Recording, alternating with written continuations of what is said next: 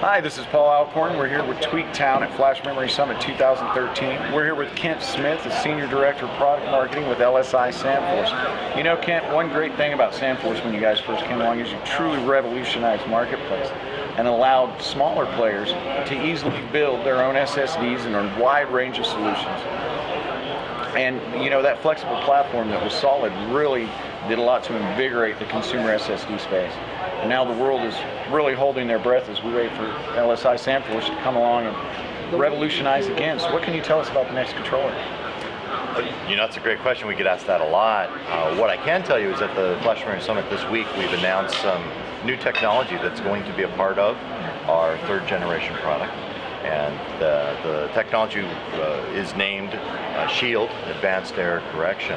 And so it's based on LDPC, and it's a combination of hard and soft error correction, right? So you have hard decision LDPC and soft decision LDPC, and these two together make a more advanced error correction solution to really take advantage of newer flash generations that are coming out, smaller geometries.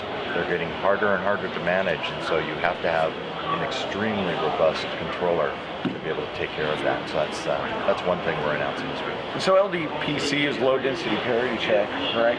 And yes, what that does is essentially it ensures that the data is correct, of what is being read back is the same as what was written down to the data. That's correct. And these types of solutions are extremely important for data integrity.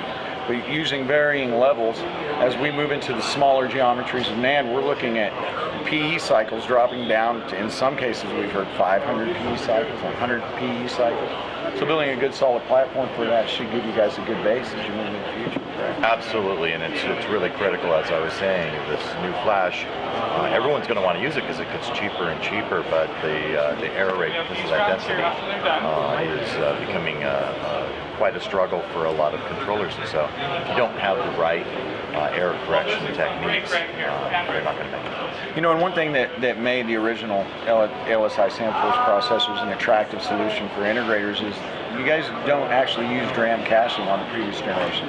So when it comes to the smaller form factors, and we are moving a lot to M.2, you know, that's a significant advantage over some of your competition. Are you guys going to continue to stay away from using DRAM caching with your controllers? Yeah, you know, at this point, because you're getting smaller and smaller areal densities, it's becoming even more difficult to find room for DRAM cache. So, you know, at this point, that is not a direction we would want to add more components. Absolutely. So we will definitely continue to take advantage of our capabilities without having to depend on DRAM cache. Really, and you guys are kind of leading the space with your dev sleep and, you know, the BO2 stepping in the Sandforce processor. We come down on that power consumption tremendously, which helps in these mobile environments. Can we expect further improvements in these types of power consumption? Well, we're constantly looking at power. It's you know, it's a key advantage for laptop environments for sure. Absolutely. But even when you look at enterprise data centers, there's I've seen a number of articles where the data center, especially the mega data centers, have been told they couldn't consume any more power from the city grid. And so in those cases, you definitely need to take advantage of lower power wherever you can. So I think you'll start to see enterprises caring more and more about how to lower their power as well. Yeah, one thing that I had a discussion with the gentleman about yesterday is checkpointing with databases, where they're dumping from RAM, you know, ever so often, and they need to dump it as quickly as possible so they can get those cores back up and running and utilizing that license.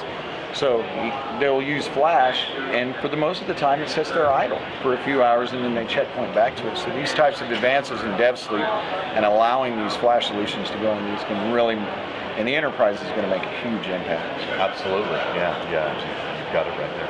Absolutely. Alrighty, well, we appreciate you stopping by today. All right. Thanks. Thank you. Have a good day. All right, you too.